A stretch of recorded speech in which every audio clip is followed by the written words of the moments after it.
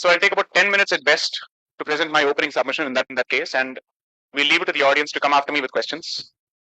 My positions on the subject of the Constitution, I think, are fairly out in the open. Let me see if there's a new way of presenting what I've already presented in the past. So there are 4 pillars here, which have been mentioned as the pillars of the Constitution or of the Republic: justice, liberty, equality, and fraternity. In my view, they are not the pillars of the Constitution, and I don't believe they represent the pillars of constitutional thought. At least not from an Indic perspective, and I certainly don't think they capture the essence of what we stand or what we represent. If I have to do a panoramic survey of the last 75 years of the Indian Republic, I would proceed to make the statement that it has been a republic under a deep slumber, in a state of deep slumber, which has gradually started awakening only post 91-92. Some of the questions that we seem to be asking in the 2000s should have been asked much earlier, and the only reason we couldn't ask was because of our economic handicap. Questions of culture assume importance after a civilization or a society reaches a certain degree of economic sufficiency. Until then, culture takes a backseat. That doesn't mean that culture is not important, but you can't hope to discuss civilization, religion, culture, so on and so forth, as long as the stomach is empty and hungry. So usually when people approach economics and culture, or constitution for that matter, they approach the subject as if it is divided in watertight compartments, as if they are divided in silos. They are walled gardens which have nothing to do with each other. The fact of the matter is, whether it is civilization, culture, or economics, they evolve with time significantly, and each of them informs the other. This generation is capable of asking questions with respect to how Indian history or Bharatiya history has been written. One, of course, because it has access to alternative voices which it did not have hitherto, but also because, notwithstanding a lot of work that needs to be done on the economic front, we are nowhere as poor as we were in 1940s, 50s, or 60s, or the self-imposed handicaps of the 70s and the 80s. Therefore, today we have the ability to start asking those questions. When you start looking at a society that is producing fantastic names in sports, in science, and whatnot, it starts asking those questions or brings the very same confidence to the all-important realm of culture.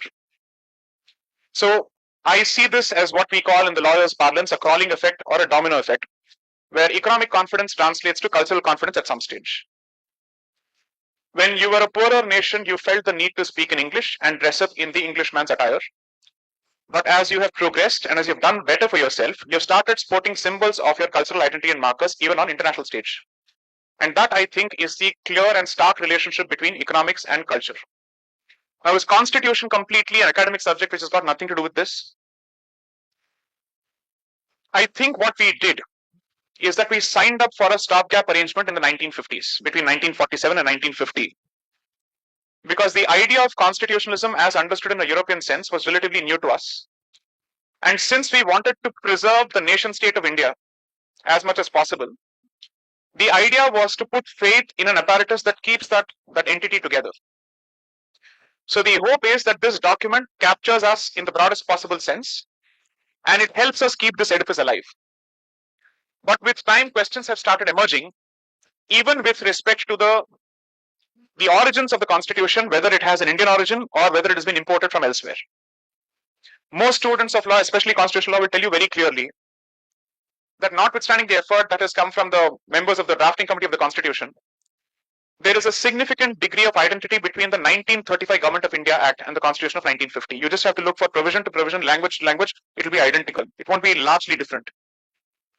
So if the Government of India Act of 1935 was not a product of an Indian mind or an Indian thought process, and the Constitution of 1950 is similar or identical in several parts to the Government of India Act of 1935, what makes the Constitution of India an Indian document?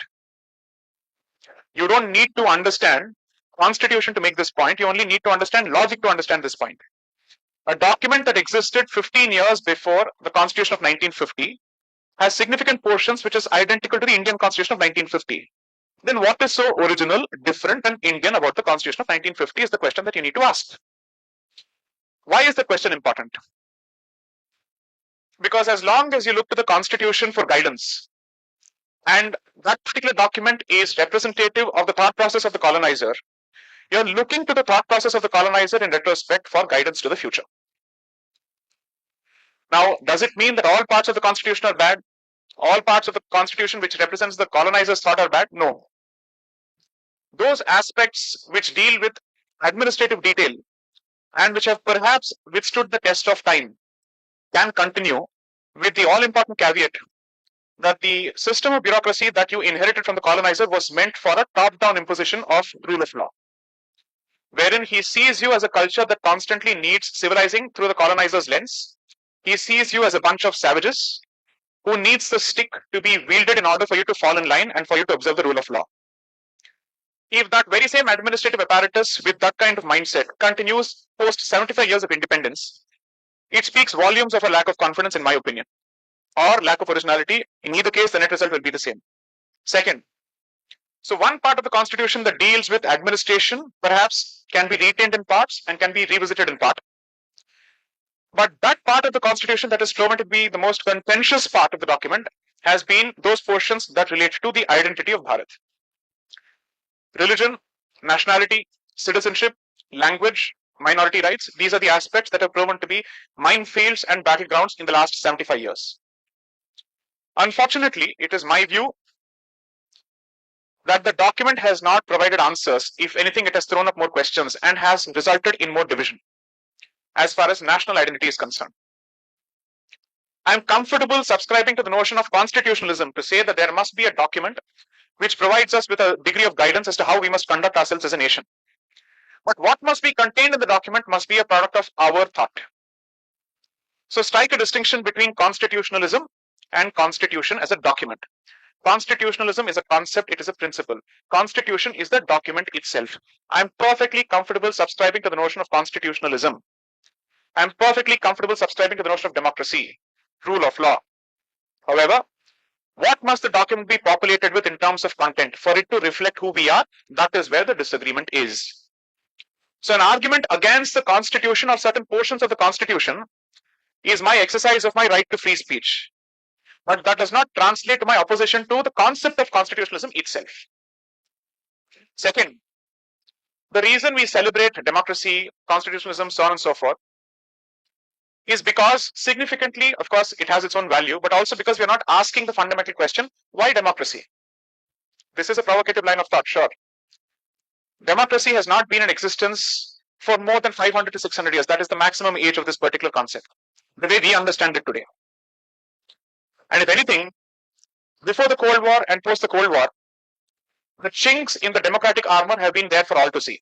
Whether this is the best possible system, we still don't know. So a system that is less than 500 years old, which has not managed to prove its efficacy, even in the 75 years of its existence in Bharat, what is the point of celebrating and deifying that particular system? Are we so sure that democracy is also the way of the future? We have no guarantee of it. Because on the one hand, how democratic values can be used to subvert democracy, Europe is a standing example to it as on date. And if someone wants to tell me that democracy is the only way that people can achieve prosperity, well, China stands a testament to the contrary. In between, you have the Singaporean style of democracy, which combines certain aspects of the Chinese mindset and certain aspects of European institutionalization of democratic principles. What is Bharat's contribution to this pool of thought on what must be the way that we must govern ourselves as a people? I don't have an answer to that, but let me start with a few tentative positions on this. One, to assume that a single model of administration and governance is applicable to the whole world is a fundamentally anti-democratic position to take. That position lacks diversity. This position lacks cultural diversity. That position lacks an understanding of history. This position lacks an understanding of the evolution of societies and races across the world because the pace and the values are not the same. So once you agree that one size doesn't fit all and you can't cut the head to fit the hat, then the possibilities open up. That's point number one. Two, for at least 60, 70 years, one particular country has tried to export democracy through anti-democratic means or undemocratic means, using war as the opening option or trade as an opening option, or of course in the recent past it's been using NGOs across the world. Unfortunately, the tap has been cut off yesterday or today. US aid has been shut. Now let's see how long that particular stream runs. Nothing democratic has come out of that particular exercise to export democracy. If anything, it has only led to anarchy. And those regions, this exercise or this experiment has been it's been subjected to, it's been left in a situation where it is worse off than it was before the democratic exercise. You go and ask the person living in those parts of the world where this exercise is being conducted, what do you want? The peace of the past with a certain degree of restriction, or the freedom of the present with hunger? His answer will be crystal clear. I'm not saying that our choices are in this binary. I'm just saying that when you try to impose one particular model and one particular worldview on the entire world, it's not possible. And if there is one part of the world which represents the diversity of the world, it has to be Bharat and no other place. Because the sheer diversity of it and the sheer depth of each identity tells you that this is in fact a subcontinent that masquerades as a country, that passes off as a country. And if this particular nation state after 1947 has managed to stay together as a single political unit, and if someone tells me the reason for that has to be the document called Constitution, then I have to say you understand very little about the Constitution and you underestimate your own propensity for peace as a culture and as a society. That document is there to tell you how to conduct yourself, but the document in itself cannot inspire loyalty or allegiance. It has to go beyond that, it has to go deeper than that.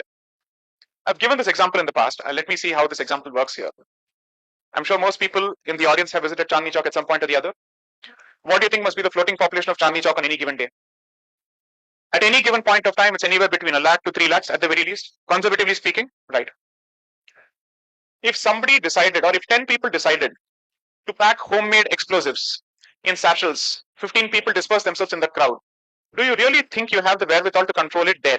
If committed people decide to do it on a daily basis, take any other part of the country, not just Chandni Chowk, any place which has a floating population of over, let's say, anywhere between 1 to 5 lakhs. You do not have the intelligence for it. You do not have the police personnel for it. You do not have the security resources to address it. What explains the by and large peaceful, let's say, existence of this country? Not the document called the Constitution. There is an innate barometer which we constantly berate. There is an innate cultural barometer that pushes you towards peaceful existence as opposed to revolution. And that's one of the reasons that you have survived together as a country, notwithstanding the challenges to its integrity that we have faced since 1947 and continuing. Does the Constitution build on those innate strengths of Bharatiya, let's say, Sanskriti and culture? That is where my answers are still open-ended, but I'm tilting towards the negative. To say the document does not build on the strengths of Bharat as a society and as a civilization. If anything, it looks at the strengths of Bharat civilization as problems to be weeded out in the name of reform. And therefore, it still takes forward the view of the colonizer, except now it is done by the Brown Sahib as opposed to the Gora Sahib, period. Now, if you really want proof of this, the shortest possible answer is read my books. But the longer answer, or perhaps the more detailed answer, is Constitution and education almost go hand in hand.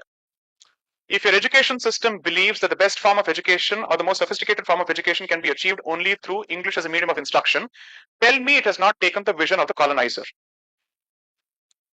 Can I confidently argue before the highest constitutional court of this land in a language other than English? We have had instances where the highest court of this country has shot down on consuls who have tried to submit in Hindi, for God's sakes, not even in Tamil or let's say Malayalam. Which is why I say that you don't need to get into extensive constitutional study to understand this point, because the anecdotal examples are right in front of your eyes everywhere.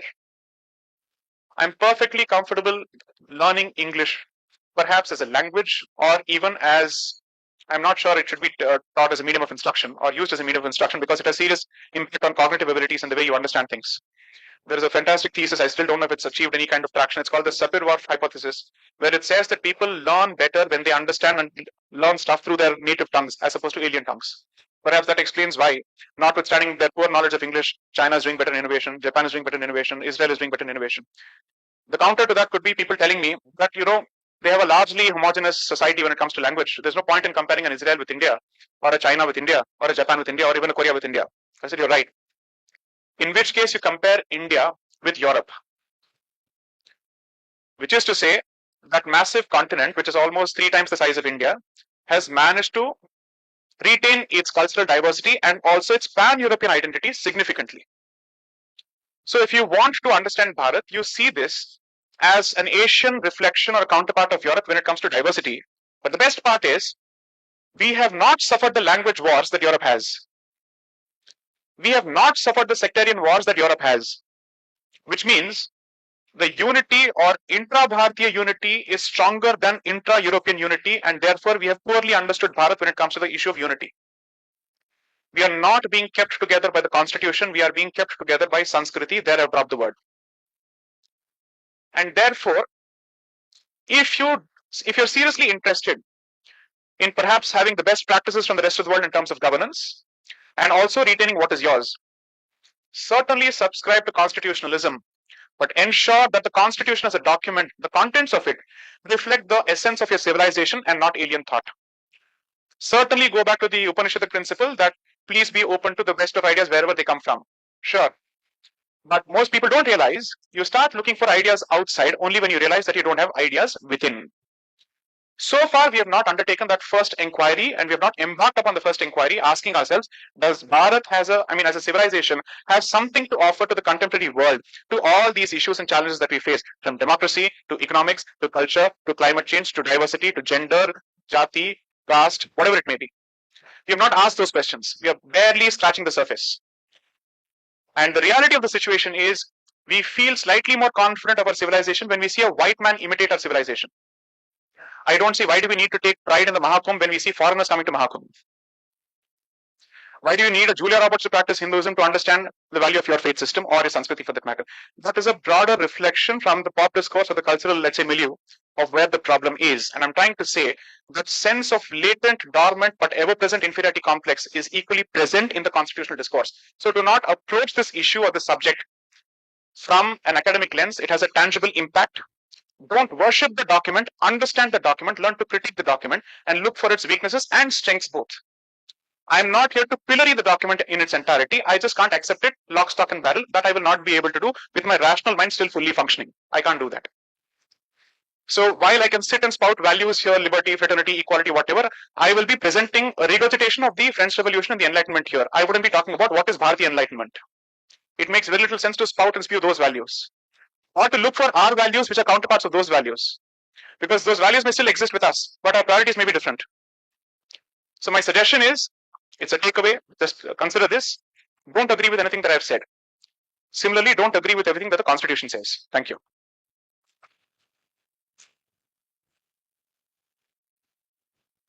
Sorry. Yeah, Q&A please. So the floor is open for, you will take a couple of questions from you. So the mic needs to be passed around, I guess. I'll just give it. So why do you think that colonizers gave us democracy and republic? I'm so sorry, what? How you think that colonizers gave us the democracy? I don't think colonizers gave us democracy. I don't think colonizers gave us republican system. Colonization happened, I think, 1400 something. At that time, even Europe don't have democracy. Even at that time, Europe don't have republic system. And when you say the constitution is foreign to us, then democracy, republic is also foreign to us. So I'll answer this question differently. When someone wants to make the statement, and I've heard quite a few people in office make the statement that Bharat is the mother of democracy, it's the home of democracy and all that. I don't think even I can agree with that statement. That's too much of a statement to make. We don't need to make these kind of statements. There are better arguments to make. So the source of this statement is the stone inscription from Tamil Nadu called the Uttarameru inscription, which basically sets down a set of rules as to how can one occupy office, the concept of an election as opposed to an appointment to reach a particular office, what kind of conflicts of interest must one look for before he occupies that particular office, what are the rules of disqualification, these have existed. Strictly speaking, democracy as we understand it today is not how we have operated. We have actually operated in a slightly different way. Whenever history has discussed, or even for that matter, Ithihasas have discussed the Vrishnis or the Yadavas, they've always called them confederacy, because they're not strictly a monarchy in the way you understand it. And how these systems have typically functioned is that citizens have a voice in terms of the leading intellectuals as well as the money bags of the society having an opinion with respect to critical appointments. And therefore, their opinion would have a certain degree of value, it would have a certain degree of stakeholdership, but it would not be conclusive on that particular issue, unlike today. And therefore, the opinion being presented to the Raja for his consideration is for him to decide despite public opinion going against his position, but he would still have the freedom to take a position to the contrary. Two, you also have had the concept of a Paur Sabha, wherein citizens have a certain forum to ventilate their voices. So the seeds of democratic spirit are not in whether the public has a right to appoint someone, but whether the public has a say or a voice in a decision taken, at the very least to express its displeasure.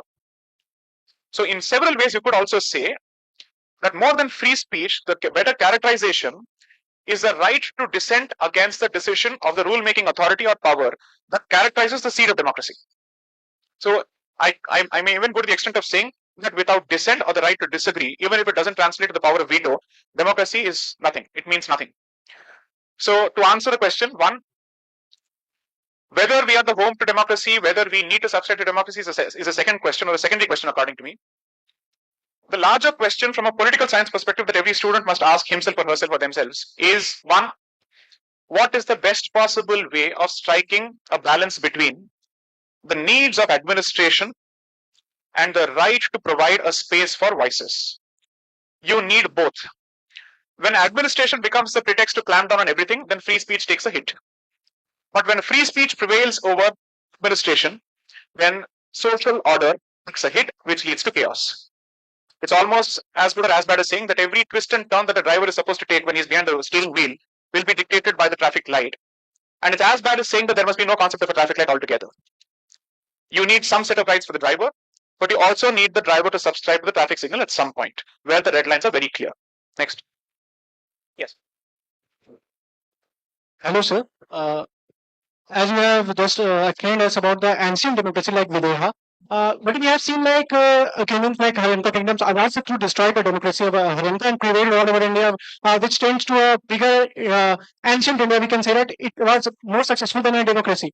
Right. So can we say that democracy sometimes make things get slower and sometimes tyranny or autocracy good. So in the present context, do you think that democracy made in a little slower for its development? You could say so, but there is also an alternate point of view. These questions have arisen only because of China's development significantly. Okay.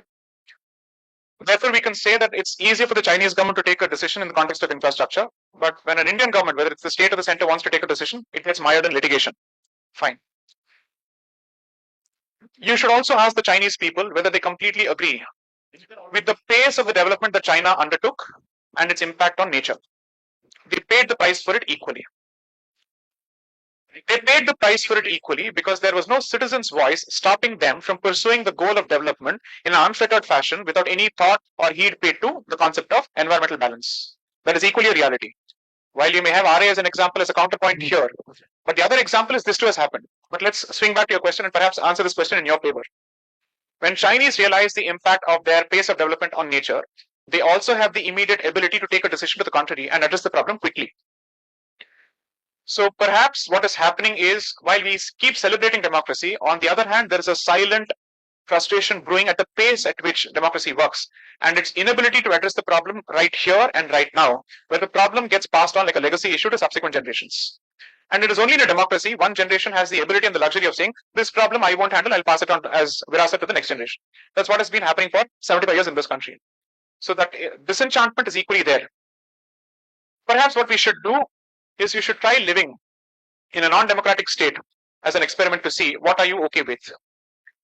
Because right now the grass looks greener on the other side. Okay? And there is a decent chance that the Indian model may disprove the rest of us or the rest of the world, both in the pace of its development and its democracy. But there is one thing that is very, very crucial. To equate vibrance and noise with democracy is the lowest that you can do. To say that democracy translates to lack of order or lack of discipline is where there's a huge misunderstanding of democracy. Which is why, as opposed to all of the models, I would seriously want to see what can Bharat do to take a leaf out of the Singaporean experience and apply it to smaller units of its constituents. You don't need to equate the entirety of Bharat with the Singapore because that's not comparable. But what can you do at the municipal level to emulate the Singaporean model to improve the life of people at the ground level? Let me answer this question in a very mundane way. If by and large your roads are clean and your quality of life on a day-to-day basis is decent, there's a decent chance that most people will not have any interest in the model that delivers the goods. And they will also not have an interest in higher orders of corruption. Because they will say, as far as my life is concerned, it is significantly untouched by sophisticated corruption. And I have managed to deliver the goods on the ground. Do I have a society or a model to exemplify this case study? United States. It's not as if they're not corrupt. What they do is that, one, they have a smaller population and 3 times the size of Bharat. So it's easy for them to hide poverty to some extent. That's one. Second, they manage to get the basics right in terms of the immediate needs of the people. That leaves the super rich money bags to do what they want. where they get to export democracy, export culture, export soft power and whatnot. Because the rest of the population really doesn't care after that. They really don't care. Which is why when you go and do a random survey of Americans on the street and find out how their GK is, it sucks because they have no interest in the rest of the world. They are being given the best of facilities according to them on the ground, so they don't care. Right? I really don't have an answer to the question except for saying the deification of the democratic model will see a real death in the near future, but that doesn't mean democracy will die. It just means that the contours of democracy will change. You may start looking at a democracy which has some elements of authoritarianism, which has some elements of an enlightened democracy. I'll give a simple example from what the British man wanted in Bharat. The Rajya Sabha was meant to be the place to control the Lok Sabha. The idea was to populate the Rajya Sabha in its earlier avatar with all the retired bureaucrats who represented the British Raj, and to pacify the people of India by saying, we have your people as representatives in the Lok Sabha, now keep your mouth shut. But whatever decisions would be taken by people in the Lok Sabha, there will be a veto waiting here. So that the mob doesn't take decisions with respect to sensitive policy aspects, and policy decisions are taken only by people who know the subject. Because democracy may throw up the most popular option, but may not always throw up the most qualified option. So it has become a game of popularity more than a game of qualification to an issue. Imagine someone talking about the nuclear codes, talking about geopolitics, talking about artificial intelligence. Do you really think democracy is capable of producing the best possible option to answer all these sensitive questions? You know the answer. You don't need to tell me because you'll be branded fascist if you give me the real answer. But if you know the limitations of democracy in addressing these sensitive issues, then you know that the model as it stands makes people happy, but does it do the right thing for them? Those who have access to power and resources will always get by in whichever form of government. The question is, what does it do to people who do not have a voice? And the test is, can the low middle class or the middle class person walk into the police station hoping that he will come out with his dignity intact and his faith in the justice system intact? If the answer is no, the model speaks for itself. Last question, if any, or are we done? Aaj ki sabha yahin pe? Okay, thank you. So I'll be accused of being anti-diversity. If a lady has a question, please ask a question. Yes, there's a lady waiting, please. Yes. Good evening, sir. Your speech is very good. My question was, we planned a panel discussion. This is a last minute preparation, so go on. We are taught that preamble is basis of constitution. Or it is the essence of the constitution, Yes. the saransh of it. So Yes. we speak that we have secularism, right? Secularism is one Was of the, not there, but is inserted later. yes, and equality at the same time. Yes. Then why do we only charge temples? Like, let's say I donate some gold to the temple. You're preaching to the choir. I know the question. Yeah. I've heard that Hmm. 60% of it goes to the state. Right. Should I call this secularism and equality? Should I say The question you should be asking is, if two values within the preamble compete with each other, which should prevail? Should equality prevail over secularism, or should secularism prevail over equality? To precisely avoid this kind of a situation or this conundrum, they chose not to use the word secularism in the preamble originally. There were two aspects of Indian constitution that were heavily contested from a cultural perspective. One is the use of the word untouchability in Article 17, where untouchability is abolished. And the second is secularism. I'll tell you what happened on untouchability. They said, in a lot of traditional Hindu households, before somebody decides to do a puja and after they've had a bath, they expect the rest of the family members to not touch them. It's called muddy, or it's called ritualistic purity. The word for that in Sanskrit is shuchi. You don't touch it. That's it. They will say, if you use the word untouchability without context and definition, even this will amount to untouchability, leading to prosecution. That is the extent to which they discussed untouchability in the constitutional debates, to say, use a word with some degree of social context or definition, otherwise it is capable of mischief. The very same principle was applied to secularism, and it was discarded through a conscious choice. The word secular was present, but when secular becomes an ism, it acquires a different character, or it becomes a different beast altogether.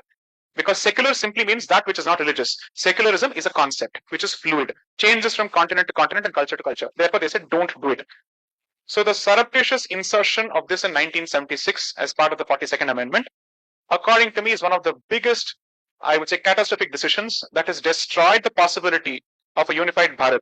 And as long as that word remains, since it was never there in the original book, I have and I will continue to take the conscious, clear position, it should be struck off from the preamble completely without any guilt whatsoever.